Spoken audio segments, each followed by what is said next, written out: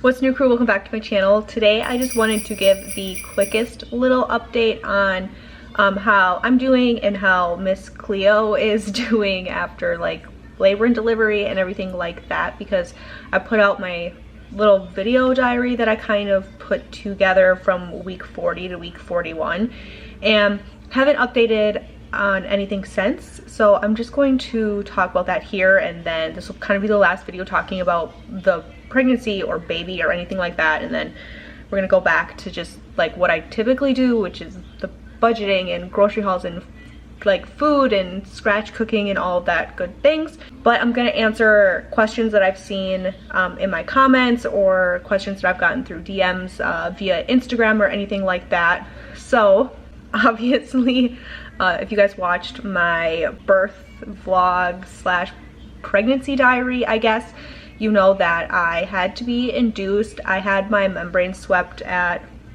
40 and basically it did nothing. I didn't even really cramp after or anything. It really did nothing for me, which wasn't, well, it was surprising to me. I thought for sure that it would do something, but it just didn't. Ended up being pregnant a whole extra week. Went in at 46 and was induced. I was hoping and praying that I would not have to have Pitocin or anything like that, because I've had an induction previously with my first daughter. I had preeclampsia, so I had to be induced, and it was something that like I had to have the Pitocin. I had to have all the drugs to like get my cervix soft and everything to be able to deliver her, and I was really hoping that that wouldn't be the case this time with this induction, and thankfully it was not. All my midwife had to do was break my water, and she broke my water at like 9:30, and by a little after 10 I was starting to have some contractions and things were moving, and the second they told me I could get up out of the bed after they broke my water and stuff, I was up, I was walking, I was moving around, and I just wanted to stay upright. I know that gravity is my friend, especially because I was already dilated to a 6 before they broke my water, so I knew I didn't have that much further to go, and I just really wanted to make sure that my body was contracting, that I was moving, I was doing everything I possibly could to help get that along, and also to help baby finish dropping, because that was the main issue, is that Cleo was just very comfortable where she was, and she did not want to finish dropping down any further. So I was upright, I was just walking around, and contractions started picking up very quickly after that. My birth plan I hadn't talked about at all on my channel, just because I like to keep some things to myself, I suppose. But ideally I was really excited to be able to have a water birth. My hospital had just finished putting in the birthing tubs just a couple of months ago, and I wanted a water birth basically my entire journey from having kids, and it was never an option for me, but finally it was. I was so excited to get this water birth, and basically what ended up happening was when they broke my water, they found out that I had meconium in my amniotic fluid, which basically just means that baby had a bowel movement while hanging out in there, which is really common when you go past your due date, especially when you're like hitting 41 or 42 weeks. It's very common, but hospital policy was if there is meconium, you cannot get in the birthing tubs. So I didn't find out that I couldn't get in the tub until I was a pretty decent amount into my labor, and that was really hard for me to hear, especially knowing that, I say this every time, but like this is my last baby. This is my last experience. It's kind of like my last chance to get into the tub, and to have that taken felt really heartbreaking. But in the moment, like, what can you do? It's hospital policy. Like, I'm not gonna get mad at the nurse who had to tell me. It's not her fault. She's not the one that makes policies or anything like that. So it is what it is. And she was like, we can still get you in the shower if you want. Like, we can try to do this the way you want. Like, my midwife knew how bad I wanted that tub. So, but it is what it is. What ended up happening was at like 11 or 11:15, me and my husband were obviously getting kind of hungry, so we're like, you know what, let's order a pizza. It's gonna take a little bit to get here. Like we thought we still had some time. My husband walked down to the lobby to like get the pizza because my hospital doesn't allow food deliveries actually to come up to labor and delivery. You have to go down to them just for security reasons. So my husband left to go get the pizza, and all of a sudden my labor switched and I hit like that transitional period where I kind of breached over into like, okay, things are really happening. This really hurts. The contractions really picked up. My husband's gone, so I hit the call button because I started to feel a huge amount of pressure, and I knew at that point like baby's gonna be here probably within like the next hour or two. My poor husband tries to come back up into labor and delivery, but everybody is gone from the nurse's station to like let him in because it's all you have to be buzzed in. So everybody is in my room like helping me, and a nurse ran out and buzzed him in and was like, yeah, you need to get in there. Your wife's pretty uncomfortable. We got, like, you're gonna miss it, basically. That was the point when I planned on getting in the tub, when I was hitting that stage where I was basically getting ready to push. And that was going to be my big way of taking the edge off of that last home stretch push into labor, because I'm usually okay with my labors naturally or going naturally until I hit like 8, 9, 10 centimeters. That's when I start thinking to myself, oh my God, why am I doing this naturally? This is terrible. I think I'm gonna die. I can't do this. I can't do this. But at the same time, I also know now, having a couple natural births, that once I start thinking those thoughts, it's almost over. Like, baby is coming. I am almost there. So my inner monologue is like, oh my God, I can't do this. This hurts so bad. And then I'm like, okay, but because I'm thinking this, I'm almost there. Like, you can do this. We're almost done.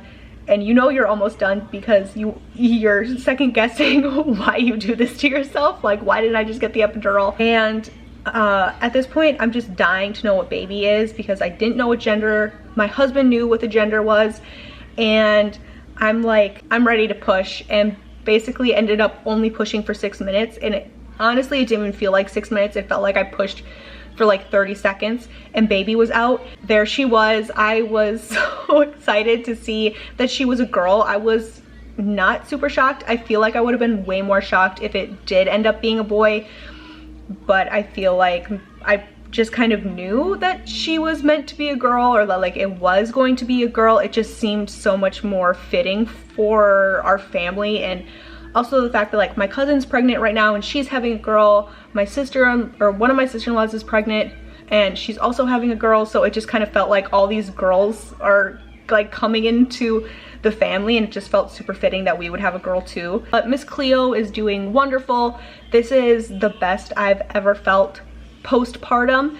I am 100% positive it's because I went 6 days overdue and was super uncomfortable and trying not to think about how miserable I was feeling and how like large I was feeling. So literally the second I delivered her, I felt this complete and utter peace. I felt so much better. I felt like I could have ran a marathon after, and I just feel really, really great. Breastfeeding is also going super well for me.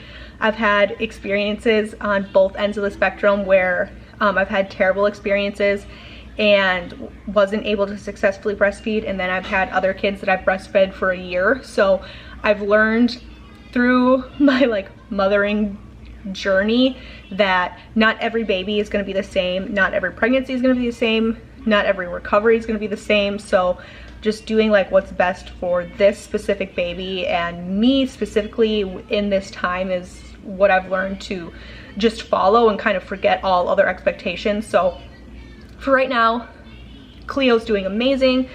Her weight is awesome. She's amazing. And I'm just really excited to have her, and our family really feels super complete and super whole right now. And I always say for right now because we've been done having kids like 3 times and we keep having more kids. So for right now it feels really complete, and we're just kind of like finding our footing and finding our new normal, what our new schedules are like. and so far so good. All of my kids are just loving having a baby sister or just having a baby in the house in general. This is the first time that my kids are old enough to really like understand that this is a baby and like this is their sister. Before, my kids have always been toddlers and they kind of been like, oh cool, whatever, you know what I mean? Like, all right, so she lives here now, like that's totally fine. But this is the first time, especially my 7-year-old and my 5-year-old, my older girls are totally into it. They want to help any way they can, and it's just really, really fun to watch your older kids nurture a younger sibling. It's a new experience for me and my husband to watch, so it's been super fun. But that's just kind of my little update on myself and on Miss Cleo. We're very excited and just kind of hanging out and learning and trying to figure Cleo out and what works for Cleo and what works for us in our new schedule, and just kind of finding a new normal basically is what's happening after having Cleo. But it's been super fun, especially for my husband, and for myself it's been a whole new experience because my husband was military for all of our other births and all of our other babies being newborns. My husband's training cycles and deployments or deployment readiness trainings and all of those things have always happened right as we were having a baby. So my husband has missed pretty much the first year of all of our kids' lives in some form or fashion, you know, just big chunks of it at a time for that training and just being away. So it's really cool to have him here this time. It's a totally different experience, and just having that extra set of hands is something that I have almost never had during this phase of baby. So I think that's also a reason why I'm feeling so great, is because my husband has been here. He's back at work now, but just having him come home every night is a new experience for me. It's something that I've never had with a newborn. So it's really cool because he gets to see things that he's never seen before, even though this is his 4th baby too. And it's just really, really fun. So I just want to thank you guys for all your well wishes and all of your comments and the DMs that I've gotten, just making sure that, you know, baby and myself are great, or wishing us a Merry Christmas or Happy Holidays. And I just want to thank you guys for hanging out with me, especially through Vlogmas. A lot of videos going out, so thank you guys for watching any of them or liking any of them, leaving a comment or anything like that. I think that's so cool, and I just want to say thank you guys so much for always just watching my videos. I know that time is like the most valuable thing on earth, and the fact that people take 10, 15, 20 minutes to watch my videos out of your day is something that's truly humbling. Honestly, it's super humbling to see that, especially when you guys take the time to comment. If you guys comment on videos regularly, I definitely recognize your name, I recognize your comments, and I just want to know that, or I want to let you guys know that I definitely appreciate that always. And I hope that you guys are having a fantastic holiday season. I guess that kind of just wraps it up. I just wanted to let you guys know that baby's doing well, a little bit about labor and delivery, at least details I'm comfortable sharing. Just want to leave it really vague, and yeah, I just want to thank you guys so much for always hanging out with me, and just kind of leave it at that. So thank you guys so much for watching, and I will catch you guys tomorrow for the last day of Vlogmas.